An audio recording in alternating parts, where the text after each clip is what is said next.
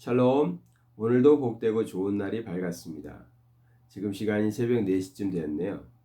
보통 때는 전날 영상을 이렇게 만들어서 새벽에 이렇게 올리곤 했는데 요즘에는 새벽에 이렇게 말씀을 보는 것이 또 말씀을 대하는 것이 참 좋더라고요. 그래서 좀 일찍 자고 일찍 일어나서 새벽에 하고 있습니다. 남들보다 먼저 일어난다는 건 참 좋은 것 같아요. 조용한 시간에 아직은 창밖은 깜깜하지만 조용한 시간에 하나님의 말씀을 제일 먼저 하나님의 말씀을 보고 시작한다. 하루를 시작한다. 참 좋은 것 같습니다.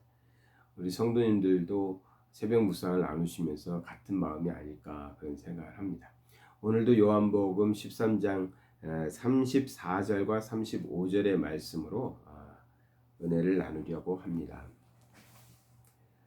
새 계명을 너희에게 주노니 서로 사랑하라. 내가 너희를 사랑한 것 같이 너희도 서로 사랑하라. 너희가 서로 사랑하면 이로써 모든 사람이 너희가 내 제자인 줄 알리라. 아멘. 이 말씀은 우리가 너무나 잘 아는 말씀이죠. 오늘 말씀을 쓰고 있는 요한은 요한복음 외에도 요한 1, 2, 3, 4와 계시록을 썼죠. 근데 요한의 관점은 굉장히 사랑에 많이 포커스를 두고 있습니다. 오늘도 사랑에 대한 이야기를 하고 있습니다. 34절에 보니까 새 계명을 너희에게 주노니라고 시작하고 있습니다. 우리나라 성경에도 새 계명으로 이 본문이 시작되고 헬라어 본문을 봐도 새 계명이라는 단어가 가장 먼저 나옵니다. 이 새 계명이라는 것을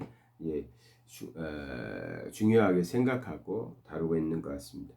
새 계명이라고 말했으니까 이전에도 이 사랑에 대해서 말씀이 있었겠다 하는 걸 우리가 알 수 있죠. 이전에도 레위기에 가보면 이제 많은 하나님께서 이스라엘 백성들에게 많은 율법도 주시고 지켜야 될 도리들도 알려주시는데 거기도 보면 이웃을 사랑할 것을 말씀하시고 계십니다. 이웃을 사랑하는데 내 몸처럼 사랑하라 이렇게 되어 있거든요. 근데 주님께서는 그 전에 있었던 그러한 계명도 있는데 새 계명이라고 표현하셨어요. 그러니까 그것을 뛰어넘는 거예요. 보면 내 이웃을 내 몸과 같이 사랑하라는 그 말씀에서 여기 34절에는 어떻게 됐냐면 서로 사랑하라 내가 너희를 사랑한 것 같이. 그러니까 어떤 사랑을 해야 되냐면 내 몸처럼 내 이웃을 사랑하는 그것에서 또 더 나아가서 주님이 우리를 사랑한 것 같이 우리도 서로를 사랑해야 된다는 것입니다. 어떻게 다르죠? 내 몸처럼 사랑하는 것과 주님이 우리를 사랑하신 것. 주님이 우리를 사랑하셔서 어디까지 하셨죠? 죽기까지 하셨죠. 그러니까 이게 레위기에 나오는 사랑보다도 훨씬 더 큰 사랑을 주님은 말씀하시면서 새 계명이라고 말씀하고 계신 겁니다. 우리들은 살아가면서 많은 사랑을 합니다. 많은 사랑을 하고 사랑을 베풀고 살아가고 있습니다. 근데 저는 거기에 기준을 항상 사랑을 베풀 때 그 생각을 해요. 내가 정말 나를 사랑하듯이 내 자녀를 사랑하듯이 내 교우를 사랑하듯이 모르는 사람에게도 가깝지 않은 사람들에게도 그렇게 사랑을 하는가? 그렇게 생각하면 참 부끄럽거든요. 그러지는 못하거든요. 그래서 내가 정말 다른 사람들에 대해서 그리스도의 사랑을 나눌 때 좀 더 잘해야 되지 않을까 그런 생각을 많이 합니다. 내 자식은 정말 사랑하는데 다른 아이들은 그렇게 사랑하지 못하는 것. 참 부끄러운 건 아닌가. 말씀에 맞지 않은가. 그런 생각인데 오늘 말씀을 보면 그 정도가 아니죠. 그냥 내 몸처럼 사랑하는 것도 아니고 주님이 우리를 사랑한 것 같이 우리도 서로 사랑해야 된다는 거예요.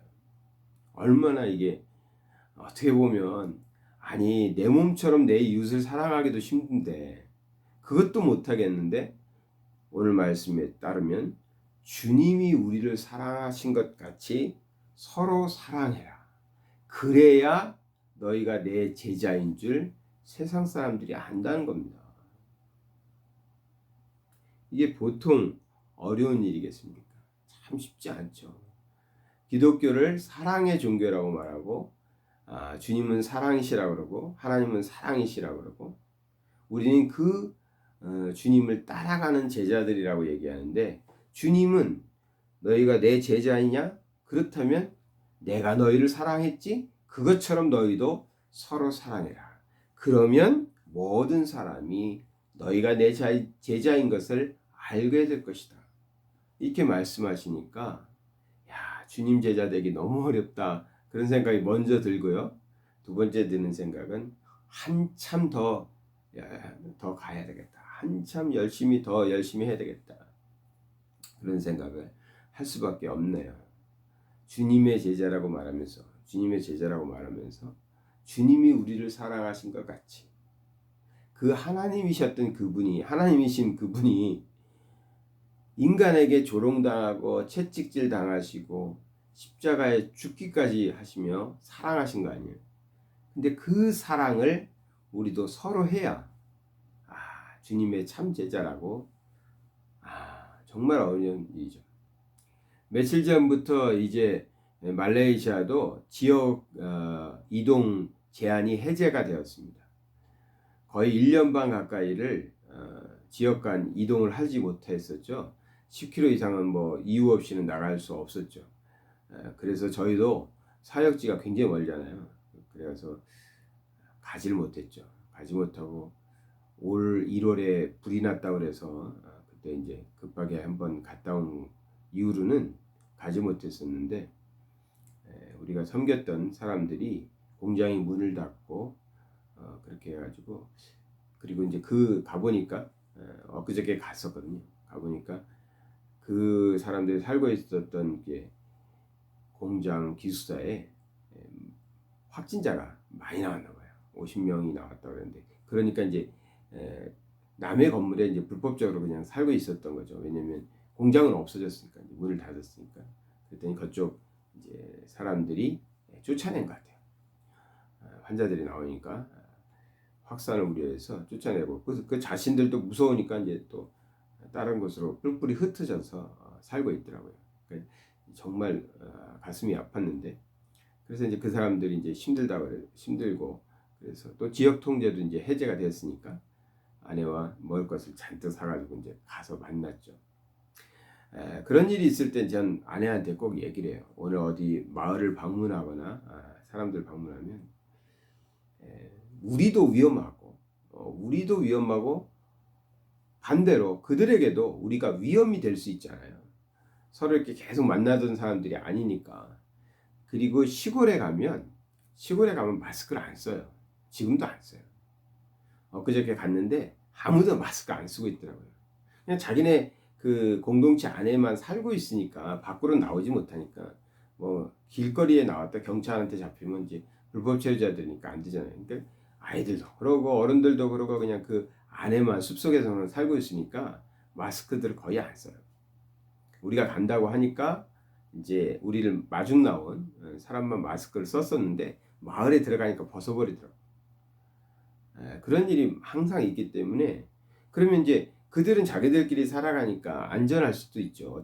어떤 면에서는. 그런데 외부인이 이제 왔으니까 우리 때문에 혹이라도 감염될 수 있는 거고, 우리도 또 만나지 않던 사람들을, 너무 많은 사람들을 만나서 또 위험할 수도 있잖아요. 그래서 서로를 위해서 저는 철저하게 방역을 잘 지키자라고 얘기를 하죠. 그리고 이제 가능한 한 뭐 서로 껴안고 얼굴을 비비고 막 이런 거는 좀 자제하자. 그건 전에 많이 했고 또 이제 좋아지면 하면 되니까.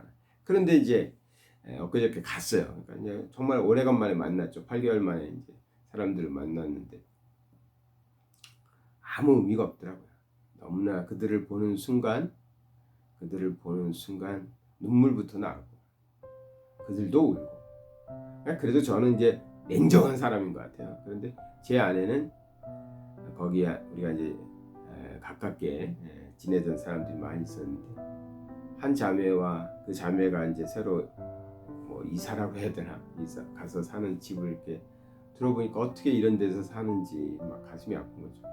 그러면서 부둥켜 안고 울고 기도를 하고 콧물을 흘리고, 그러니까 어떻게 보면 이게 인간적으로 또 하나님의 자녀로서 당연한 사랑의 모습인데, 요즘 시대가 시대니까 그렇잖아요.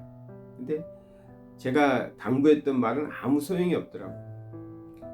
적당히 거리를 두고, 포옹은 하지 말고, 얼굴 비비지 말고, 그냥 껴안고 서로 울면서 기도하고. 내가 그 순간에 깨달은 게 있어요. 사랑이라는 것은 이론으로 되지도 않고, 사랑이라는 것은 사랑을 우리가 나눌 때, 서로 사랑할 때 거기에 다른 것들이 더 중요하게 개입되기가 참 어렵구나. 사실은 이성적일 필요도 있는 거거든요. 이성적인, 서로의 안전도 중요한 거고, 그러니까 이성적인 것도 필요한데, 그들의 삶을 보는 순간 그런 것이 참 무의미해졌어요. 그래서 껴안고 얼굴을 파묻고 서로 눈물을 흘리면서 기도를 하는 모습을 보면서 내가 참 어리석구나. 사랑이라는 것 앞에 다른 무슨 말을 갖다 대도 소용이 없는데, 그래서 이제는 뿔뿔이 흩어져 가지고 사는데 찾아서 이렇게 다니면서 만나니까 그렇게 반가워하고 또 울고, 하나님께서 지켜주시는 방법밖에 없다. 물론 이성적이지 않습니다. 저도 압니다. 정말 조심해야 되고 서로를 위해서 조심해야 되지만 정말 이성적이지 않은 행동이죠. 그러나 우리와 달리 그들은 어떤 면에서는 참 생사의 갈림길에 있는 사람들이거든요. 먹을 이제 직장을 다 잃고, 그러니까 먹을 양식이 없으니까 길거리에서 먹을 수 있는 풀을 뜯는 거죠. 저는 이렇게 사람들이 길에서 이렇게 풀을 뜯고 이렇게 가면, 여기에는 천지에 먹을 거 있나 보다. 우리나라 시골에 가면 쑥이 많이 자라잖아요. 그런 것처럼 막 천지에 먹을 거 있는 줄 알았는데, 엊그저께 저희를 마중 나왔던 친구가 깜빡하고 자기들이 길에서 뜯었던 야채들을 제 차에다 그냥 싣고 잊어먹은 거예요. 그래서 집에 와서 보니까 그 사람이 뜯어놨던 야채인데 제가 보기엔 하나도 못 먹겠더라고요. 먹을 만한 그런 야채가 아니에요. 아니, 길가에서 뜯었는데, 근데 없으면 이제 그런 거라도 갖다 먹고.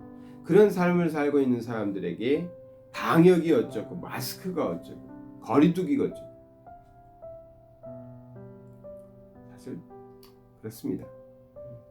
많은 사람들이 이런 얘기를 들으면 또 그래도 방역을 지켜야지, 그래도 이성적으로 해야 서로의 건강도 지켜가면서 하나님 일도 하지 말씀하시겠지만, 제 아내와 그 사람이 껴안고 펑펑 울고 있는 상황에서는 이성적일 수 없더라고요. 주님은 우리를 어떻게 사랑하셨나? 주님이 우리를 사랑하신 것처럼 서로 사랑할 때 제자인 줄 알리라. 말씀 앞에서 겸손해지고 이 말씀을 어떻게 지켜낼 수 있을까? 그렇게 오늘 아침에 묵상해 봅니다. 주님처럼 못할 것 같은데 그래도 열심히 사랑하면서 살아야 되겠죠. 사랑의 하나님 아버지, 감사드립니다. 참 부족합니다. 연약합니다. 매일매일 하나님의 말씀을 묵상한다고 하지만 말씀 묵상을 통해서 우리의 삶에서 그렇게 살아갈 수 있을지, 그렇게 행할 수 있을지 더 겁이 날 때도 있습니다.